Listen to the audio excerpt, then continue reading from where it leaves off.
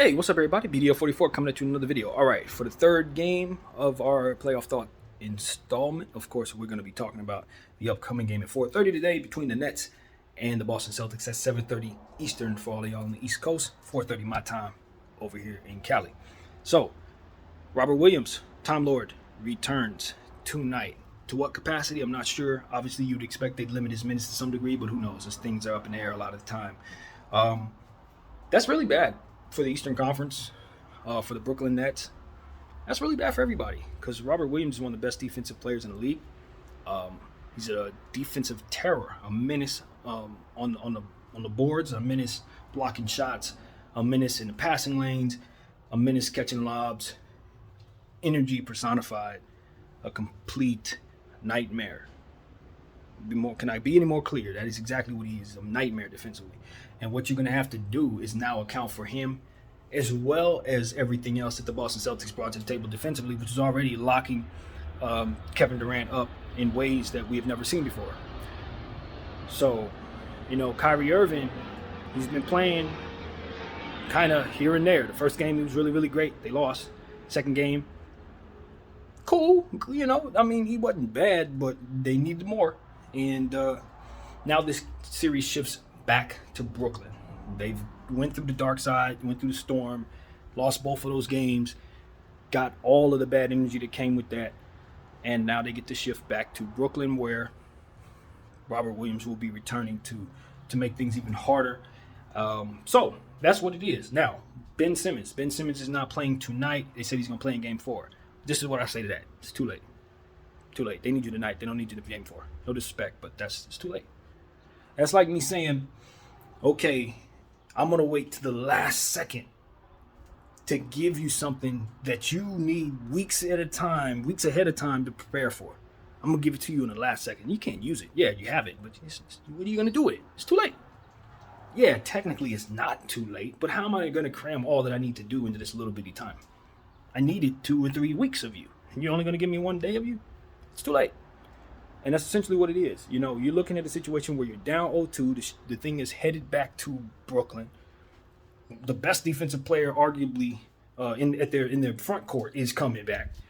And now, you're sitting there with the same stuff you ran with in the last game where you had no success. The last 2 games where they dogged you out. I don't think the change of gym or the people rooting for you is going to change what you're going to see on the floor. What you need is Ben Simmons to come down there and make everything come together. KD and Kyrie need Ben Simmons to take the pressure off of them defensively. And those guys like Seth Curry and Patty Mills, they need Ben Simmons to get them the ball in their pocket for rhythm 3-point shots. They should not ever have to be creating for themselves, for which they are right now. KD needs to be a facilitator, but he's in a pinball machine. So anytime he catches the ball, he doesn't even have time to look up and look around before it's out of his hands and headed the other direction. He needs to make the adjustment and has not as of yet. It's been bad. People have talked about it. I don't feel like it. Straight up, that's what it is. I don't feel like getting into how bad KD's looked. You all know how bad he looked. He looked terrible. He has to make the adjustment, or we're going to keep talking about it, period. So that is what it is. Ben Simmons will help with that dramatically, and that's the thing. If he were to come back today, they win this game, they're down 2-1, he could sit Game 4, right? Since he needs the rest for the day, but not Game 4. He could sit Game 4, and if they lose Game 4, series tied.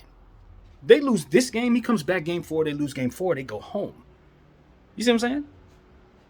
If Ben can play the next game, he can play this game and sit the next game. It's what the franchise needs. However, if he's not healthy enough to play today, he ain't healthy enough to play in Game 4. And him playing unhealthy isn't going to help you win either of those games. So it doesn't matter if you play today or Game 4. See what I'm saying? It's one of those situations where it's like this. If you want to manage Ben's health, just shut him down. If you really want to do what's best for Ben Simmons, don't bring him into the most high level of the difficulty. Like, look at it like this. A man ain't played in over a year. And the first game he's going to be playing is at Hall of Fame level. You know, difficulty, Hall of Fame, superstar. Anybody who plays video games know what I'm trying to say. Novice, easy, beginner. You coming back from injury, and the first level they throw you at is at the Hall of Fame level? Playoff basketball against the best players in the world, and you have to defend them? Jason Tatum, Jaylen Brown, Marcus Smart. You got to defend these guys? In a playoff situation, no less. Where the stakes are high, conditioning is at its highest peak because guys been running around for the last 8 months. You know what I'm saying? This ain't January where everybody's still trying to get in the groove. No, this is April when guys are playing playoff basketball for their lives.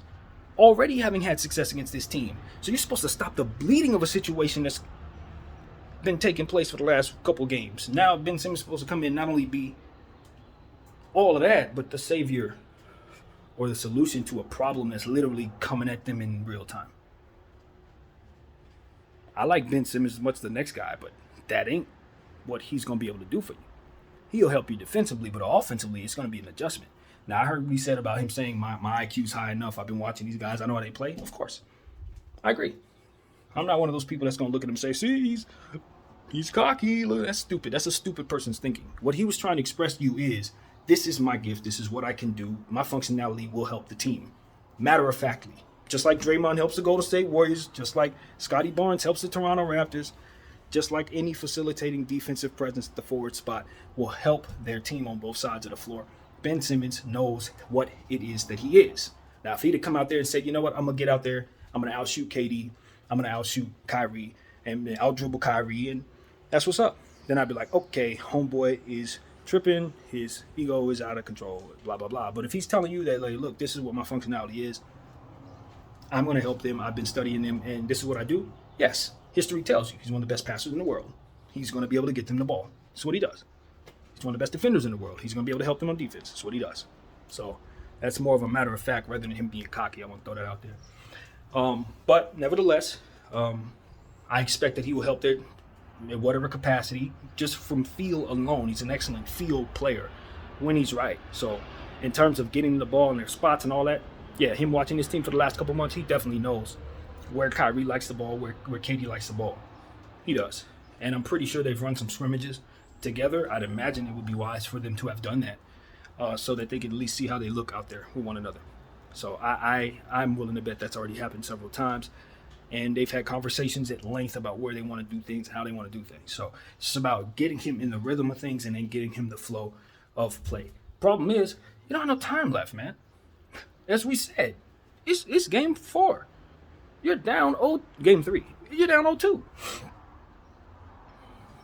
You must win this game, and you're not.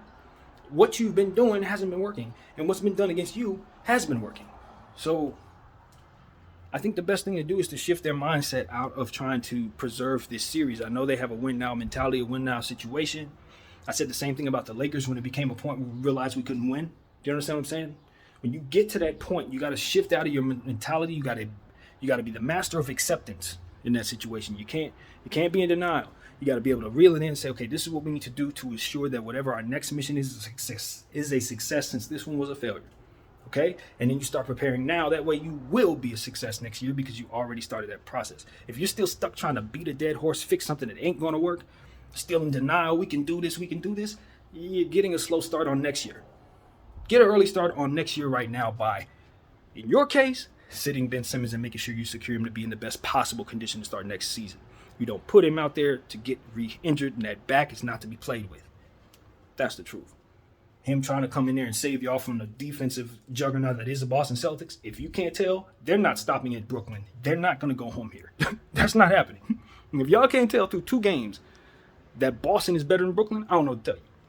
And introducing the awkward player that is Ben Simmons into the offensive equation is not going to be the solution that the Brooklyn Nets need. I'm sorry. It's not. Now, had he already played with them for several years and been coming back into the situation, I feel a lot better. If this was Chris Paul coming back from injury or something like that, he knows the system, he's part of it. This is introduction. Day 1. Hall of Fame level playoff situation. Absolutely not. Sit him. Have him ready for next year. He's your future. Don't be stupid. You can't beat the Boston Celtics. And if you can, then Kyrie and KD will go out there and win this game tonight to prove that I'm wrong.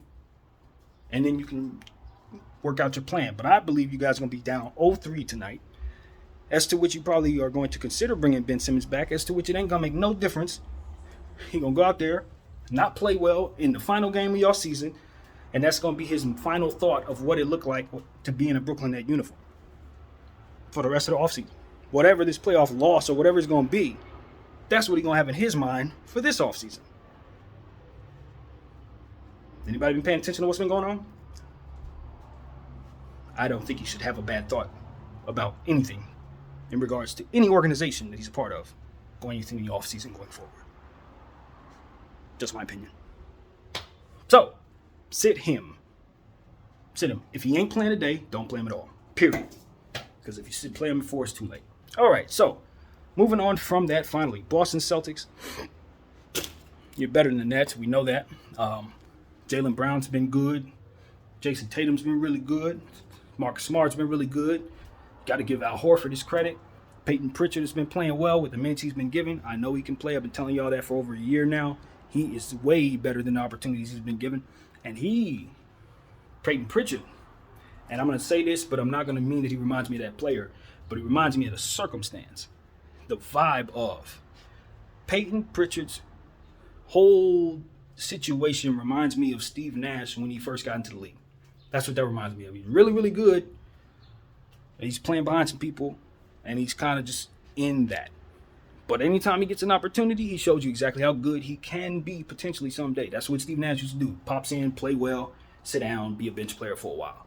Like that happened for that was 2 years of that with Phoenix? Then went to Dallas and then started getting the playing time. But before that, he was just a role player behind Jason Kidd. High-level role player, mind you. But that's who Steve Nash was as the first 2-3 years in his career. That's what Peyton Pritchard reminds me. That's the situation it feels like Peyton's in. He can really, really ball. But he's just nestled behind people and is. Remember, what's his name? The place for Terry Rozier. Same situation. Same organization. A lot of talent. Just buried behind the bench. Yeah. Peyton Pritchard can shoot the three. Peyton Pritchard's extremely intelligent. Peyton Pritchard can facilitate the basketball very well. He's very, very, very smart. So I think if they continue to empower him to get more playing time, he's going to play well. Just trust me on that. You're going to know who he is as the Boston Celtics continue to progress. He's not just some guy. He can really ball. You're going to find that out. So Grant Williams, big fan of his. I believe he should be 100%. I'm getting it mixed up. I was saying Robert Williams. I'm seeing in my head injury report. So yeah, Grant Williams should be fine. And he's been very helpful in this series. No surprise to me. He's a gamer. When I did a little scouting on him, there wasn't nothing but negative things to say about his game. His game is supposed to be outdated. He's not supposed to be able to do certain things. He's supposed to suck. Straight up. But he absolutely doesn't. He plays great for the Boston Celtics. He's the exact type of player you want on your team. Somebody that doesn't have conventional skills for today's NBA, but still defies that in every way, shape, and form. Oh, he can't shoot the three. He hits 3 threes. Oh, he's not the greatest player, this, that. He gets in the inside, gets his foul calls, makes sure that he's in position to play good defense without fouling, things of that nature, 50-50 balls, rebounding, playing tough, playing big. Give me a Grant Williams for my team any day of the week, straight up. Because I want you to think he can't play. Please leave him open in the corner. Just like I used to say about my guy Stanley Johnson. Please leave him open. You leave a gamer open, somebody who's competitive, who knows fundamentals of basketball. Yeah, they weren't touched by God like a Trae Young or a Kobe Bryant, but listen, you leave them open, and they gonna kill you. And that's exactly what I think of a guy like Grant Williams. As long as he's in the rotation, you have a chance to win because he's going to do the things that help you win. So I got big praise to give to that dude right there, and he is kicking butt for the Boston Celtics in these playoffs. So you couple all that with everything else they got going on, with the resurgence of Al Horford in Boston. He just plays like Superman in a Boston uniform. He's somebody else when he puts on that green. So you obviously feel great about what they look like going forward now that he slips back into his regular position off the bench, keeping everybody even more so healthy, giving you plenty of insurance to let Robert Williams get his conditioning back. If for some reason he's not 100%, just slip right back in with Al Horford and Daniel Tice, and voila, you feel pretty confident you can continue pushing forward. So the more these playoffs push forward, I'm going to be honest with you, and it don't feel good to say this as a Laker fan, but the team that I have the most faith in right now in the Eastern Conference is most definitely the Boston Celtics. They just don't have some of the issues that other teams have. Even if I look at like Philadelphia, and I love how they've been playing. Now you got the Joel finger. You look over at Phoenix and how great they look. And then you see Devin Booker's gone and how bad they looked in the fourth quarter last night defensively. You look at, all these situations in Miami. Now they're dealing with a Kyle Lowry injury. Guys starting to get banged up over there. It's a lot of stuff. Memphis having trouble with the Timberwolves. Can't seem to keep a lead for too long. It's a lot of these different teams that are supposed to be of this upper echelon that are really good. They all have these real glaring flaws that the Boston Celtics don't have. And not only that, but the Boston Celtics have shown that they can live without their defensive anchor in the paint just fine against quality talent and still dominate. Who else is showing us that? No one. So right now, I think Boston is as good a team as any to capture the NBA championship this year. And I hate that. I hate it very much because it's taken us a very long time to tie them as a Laker fan. But I think they're a good bet right now. I really do. I just don't think they have as many issues as everybody else. Even Milwaukee, you look at Middleton, he's messed around and gotten hurt. You look at, the Golden State Warriors and they're a little kind of in disarray. Steph Curry's coming off the bench trying to work his way back from injury. Clay still not quite where he needs to be. They don't have Wiseman. Boston is the team right now that looks the best to me in the league. So take that for what it's worth, you guys. So that's what I got, man. I expect them to come out here and get a stranglehold on this series. I don't expect that to change. I had to answer a question today. Didn't feel good to answer this one either. I'm going to be honest. I'm going to say it on this camera. Someone asked from this very point on, who would I rather have, KD or Jason Tatum? And it did not take me long to say the word Jason Tatum. It did not take me long. And it's not because I don't think KD can still be the best scorer in the world, because he's definitely that. But he's an older guy now, man. We are seeing exactly what it is that his limitations are going to be going forward. When you rough him up and you don't surround him with players that can help him, you got him. We saw that last year in the playoffs, and we're seeing it now. He's not an immovable force as it pertains to he can drag a team by himself. Nah, I don't ever think he was that guy, to be honest with you, and he never showed us that he could be, because anytime he had an opportunity to do it by himself, he made sure that he was out of that situation quickly. So, this is what it is. I think he knew his limitations, and now we're seeing what they are. Without Ben Simmons to kind of take pressure off of him, without Kyrie Irving being a bigger guy to kind of help him on the defensive end, and you focus all the attention on KD, you shut him down, bump him off his spots, rough him up, fluster him, keep pushing him around, and he's not going to be able to handle that. It's just what it is. I'm not happy to say it. I'm a big fan of what it is that he does. I like looking at our superstars as, superhuman, but unfortunately, Father Time is real. And that Achilles injury he had was real. And those issues that they have on that floor with their roster is real.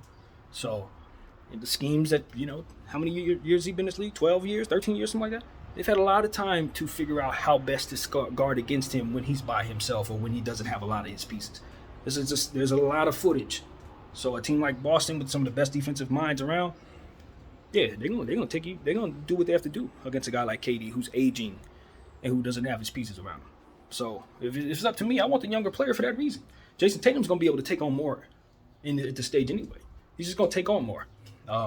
Now, then it becomes a question of, do I believe Jason Tatum can be as good as KD? No, absolutely not. We're not talking about historically. We're talking about right now from here on out. And KD's in his late 30s, mid 30s. Jason Tatum's what, 24, 25? Come on, man. I mean, I'm sorry. Taking a younger guy, and that, I think, is what this is about in terms of me why I pick the Boston Celtics. It really comes down to that.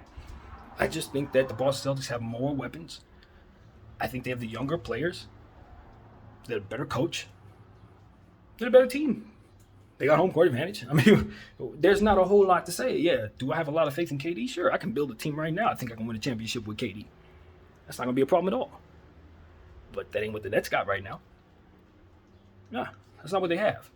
So, as far as I can tell, this is a reality check for all of us who want to build our teams with 3 max players, and for all of us who want to believe that superstars win championships only.